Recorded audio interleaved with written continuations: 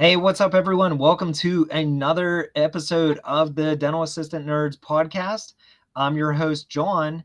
And of course, today we have Noah, a EFDA from Georgia, joining us today. So, Noah, thanks so much for joining us. And thank you for having me. Yeah, absolutely. It's always great coming across another male dental assistant in the field. So that's something that whenever I first started seeing you on TikTok, I reached out and I was like, hey, I definitely got to talk because obviously you do a lot of great videos on there. And what's your TikTok handle if you want to throw that out? Noski, Nohskii. Yeah, so I see Noah's videos all the time, and I started messaging him like, hey, what's your deal? Like, what do you do? Obviously, I saw you kind of working in people's mouths, and that got me curious, because as we know, we live in a day and age where dentistry sometimes is like the wild wild west. So I was kind of like, hey, what is your deal, Noah? And obviously, I didn't have to read very far because honestly, it was like right in your description. So why don't you tell us a little bit about yourself, Noah? Like, how did you get into dentistry, and what is it that you're currently up to? So, when I was younger, I told my mom I want to be a dentist. So, I've always loved the dentist and stuff. And when I moved to Georgia from New Jersey, we had a family friend. He was a dentist. So every time I got my cleaning and any treatment done, like I enjoyed it. So, during undergrad, I was playing baseball in college and I was studying biology. But in the back of my head, I knew if this doesn't work out, I'm going to do dental. So my junior year of college, I was pitching and I got hurt. So when that happened, I came back home. I was very depressed, but I was like, let me go to Plan B. Plan B was dentistry. So I was looking up dental assistant programs and stuff, and I found one in Marietta. So I went there. It was 16 weeks, and I had a blast. Okay, was I it met, an accelerated program, the 16 yes. weeks? Hmm. Okay, so what, like one day a week in person?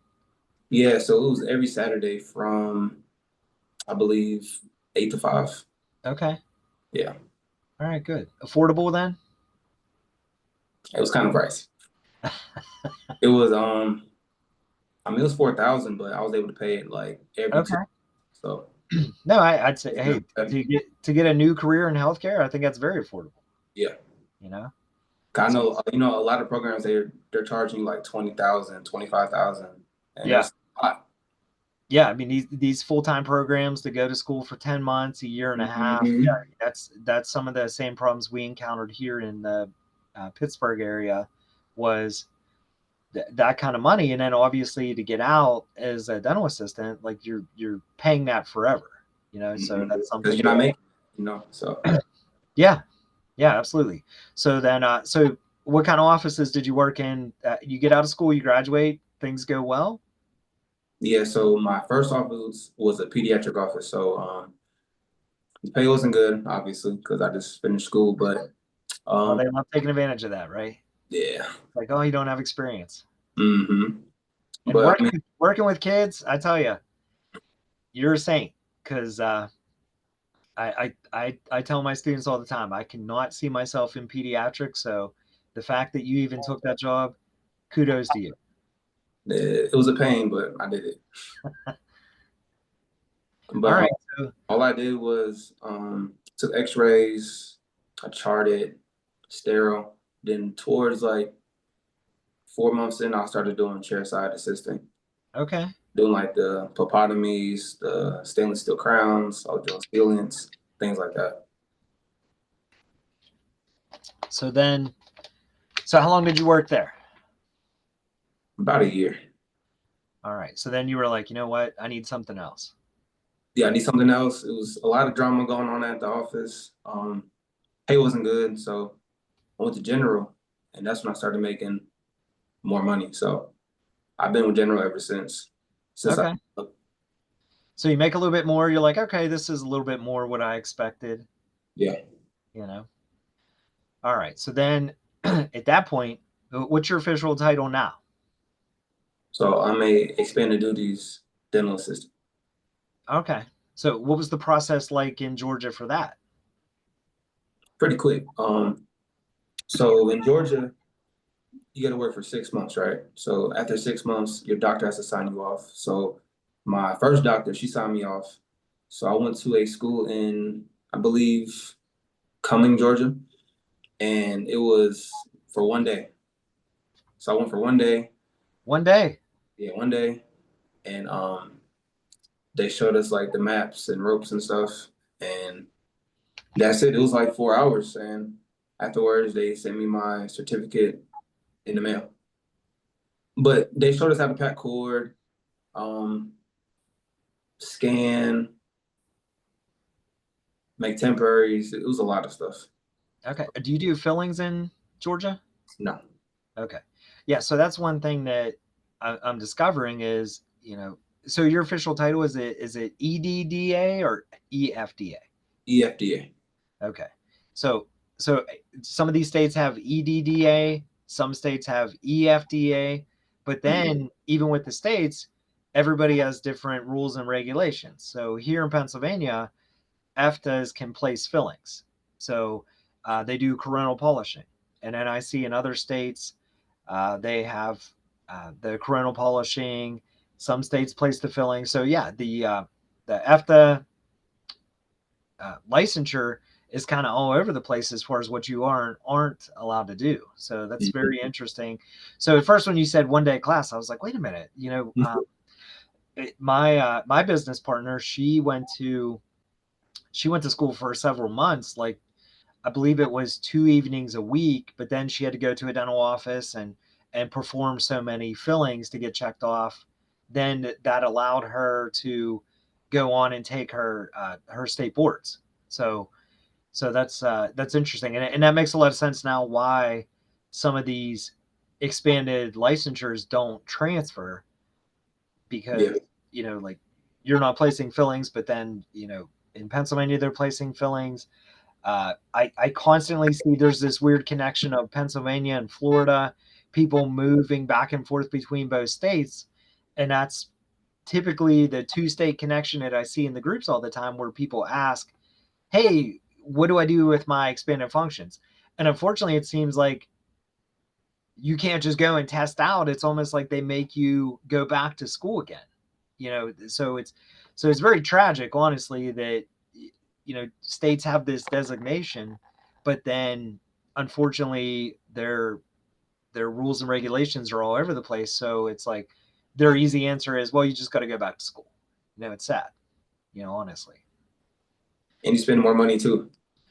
Yeah, yeah, absolutely. I mean, it's almost like I hate using the word scam in dentistry, but if someone has to go back to school, for the same title, this Mm-hmm. this is one of these things where dental assistants are, in the UK, everybody's a dental nurse. It's a 2-year school. Everybody's a dental nurse, and it's kind of outlined as far as what you are and aren't allowed to do.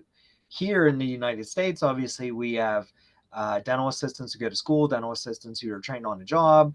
Then, of course, we have some of the states have RDA 1, RDA 2, Mm-hmm.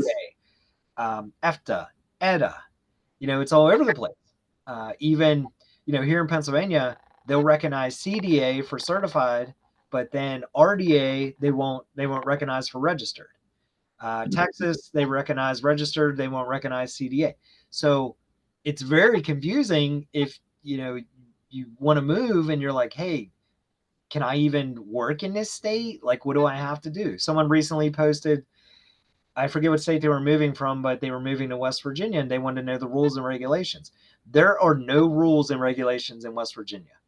You don't have to pass any kind of exam to take x-rays. You can just start working in an office, and it is what it is. Of course, the pay is very reflecting of that minimal education, and by minimal I mean none.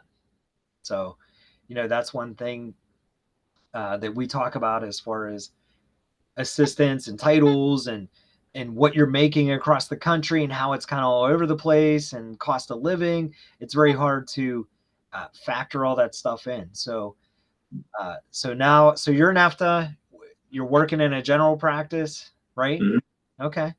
And then speaking of money, do you have anything else going on besides your 9 to 5 dental office? Like, you got any side gigs we should know about?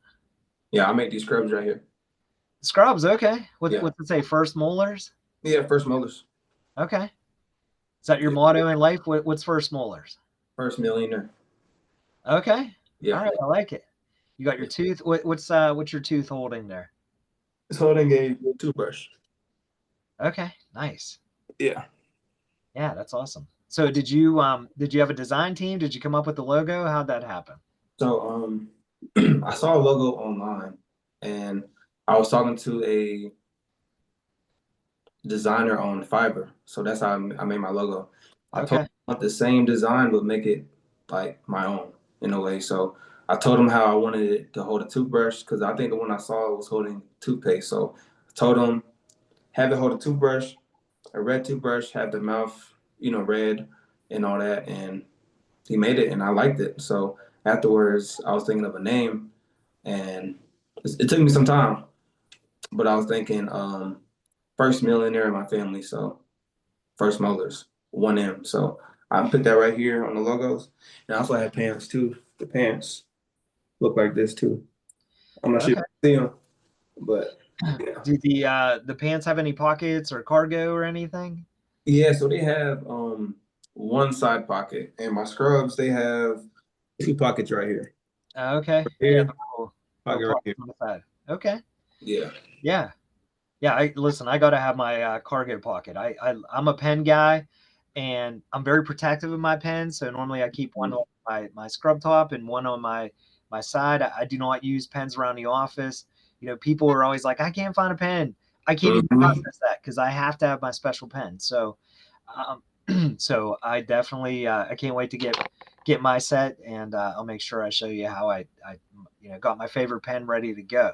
So, all right, so awesome to hear about the scrubs. We already talked about TikTok. Mm-hmm. Where do you get the scrubs at? Do you have a website for that, or people Etsy? How do you get scrubs? So, like, how do I order them, or? Well, how to if somebody's like, hey, I want to set scrubs, like how do people get scrubs? So, I made a website through Shopify. So, it's called first.molars.com, and you can see what I have. So right now I have black scrubs, but I'm gonna have different colors in the future. I'm gonna have navy blue, gray, pink for the girls, and many other colors. But yeah, first.molars.com, and you should see like my scrubs and stuff. And I'm also in the process of designing these scrub caps too. As well. Okay. So Yeah, that's what I was going to ask if you had anything else on the website. yeah, I'm gonna add those scrub caps soon. I'm in the So process. is it first as in the number one or first? So Is it just one, like on your scrubs there? yeah, so it's yeah, just like the scrubs first, then molars.com. Okay. All right. Well, when we upload this to YouTube and to the Spotify, I'll make sure I Mhm. put it in the description there as well so people can find it. Thank you. Yeah, absolutely, absolutely. Us guys, we got to stick together, right? Because Exactly. one thing, when I first saw Noah on TikTok, I was like, oh, here we go, another doctor, right? And as I start to see, obviously, assistants can identify other assistants, right? Number one, I see Noah cleaning a room. I'm like, well, that's not something a doctor does, you know. And then Mhm. I see Noah taking X-rays, and I'm like, well, that's not something a doctor does. So that's kind of what like lured me in initially, even watching the videos, was the fact that um, I'm like, oh, here we go. Here's another male dentist. And no, lo and behold, we have a male dental assistant, went back to school. Now he's in EFDA. So let me ask you this, Noah. How many guys did you have in your class when you went to One guy. school? One guy. So when you first like, hey, I'm interested in dentistry. I think I want to go the route of a dental assistant. Mhm. Did you research the field and realize like how rare we are? I did not until I got there. So when I got there, I realized, dang, I'm the only guy. Well, I had one other guy, but he came later. But I was like, damn. Okay.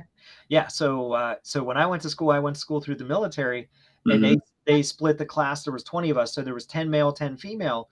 So I never gave it a thought. It wasn't until I started working civilian that you walk into an office and you're like, wow, there's a lot of females here. Like, where's Hmm. where's the guys, and you find out quickly that male dental assistants are definitely in the minority, but Mm, typically experience wise with males is a lot of offices love them, right? Like a lot of offices, they're kind of like, even though we're rare, when an office has worked with a male, they're like, hey, I'd love a male assistant. So typically the offers are plenty to work in an office just because, dentists want a male assistant. And, mm, now we're even seeing a shift in dentistry to where we're having more female enrollment in dental schools than males. So it's funny, we have this shift of some male dental assistants are coming along, and some female dentists. So our program, we've graduated close to 100 students, and I've only had two males. So you know yes. when so whenever I see those guys, and honestly, I'm a little surprised because I put myself in a lot of the videos to try and show that, hey, you can be a guy and be drawn to this field. Hmm. So typically when I do get a call and it's a male, I'm like, oh, okay, like, obviously I'm very upfront. I say, just so you know, there's not a lot of us, but it's a very high, like 99.8% are female. And then I don't know what the percentage of nursing is, but nursing is the same way. It's a very low percentage of males in nursing, so it's definitely a badge of honor. Has its pros and its cons though. Have Mm. you experienced any cons being a male DAFTA?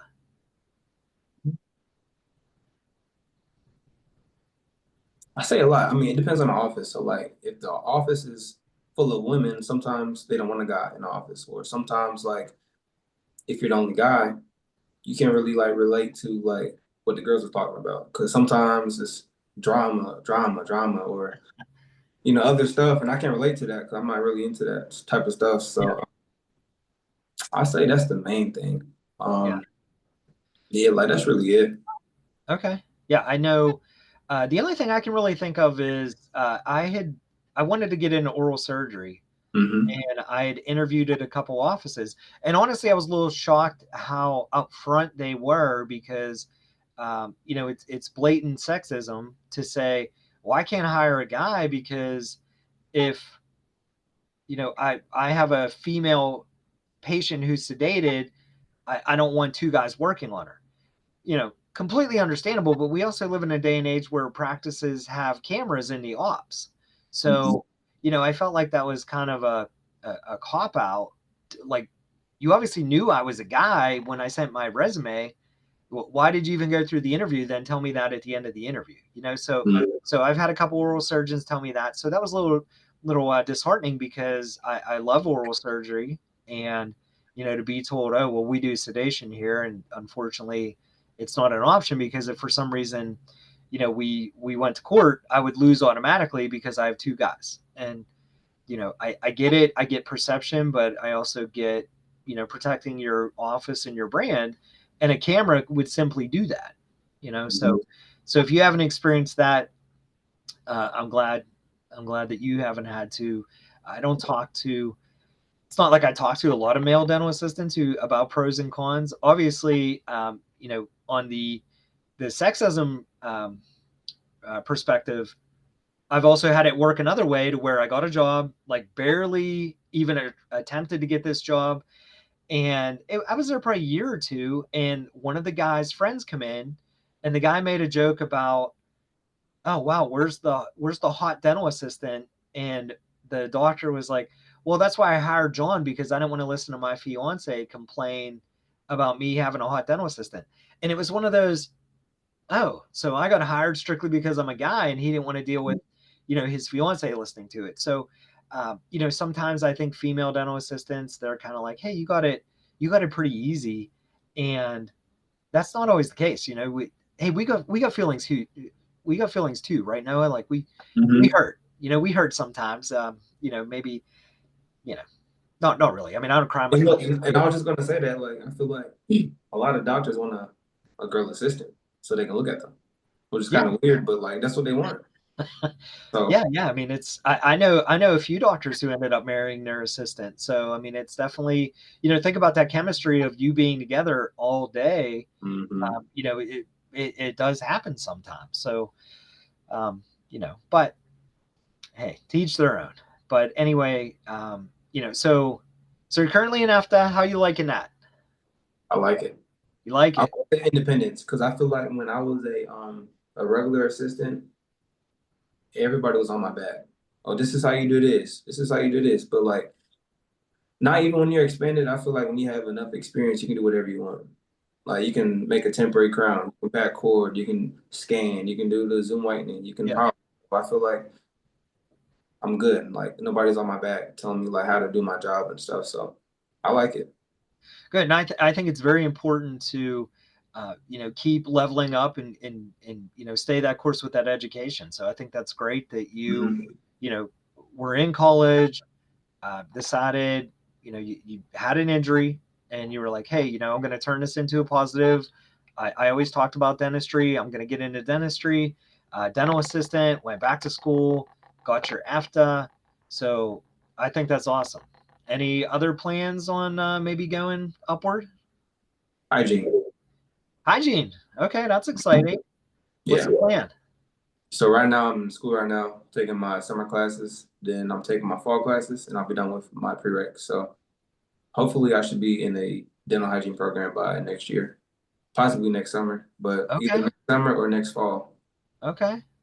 Well, not that you'll have time, but maybe we can do where are they now follow up, whenever that happens. Because, I think that I can't commend someone enough that just keeps on furthering their education. Mhm. A lot of dental assistants, they get stuck in this quicksand and they're just kind Mhm. of, they've essentially, we've talked earlier about the different requirements in states. Some of these states, they don't have to go to school, they learn on the job, and then they're just in quicksand, right? They learned on the job, they learned whatever that doctor taught them, which sometimes is very limited.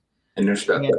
And they're stuck. They're stuck because they only know what that doctor has taught them, and Mhm. they haven't done anything outside of that bubble. So this is, if you're listening, watching this is definitely one of those moments where you should definitely reassess your situation and say, hey, I want more. A lot of people, they're they're doing this career for other people are depending on them. This career has a lot of single moms, and I can't count how many single moms message me about needing help negotiating or what else can I do, that they're just not educated on all the opportunities that are out there in dentistry. Typically, if you love dentistry and you have uh, a, you have the procedures down, you have the knowledge down of the language, the sky's the limit. Lab work. There's just so many other things out there that you can do.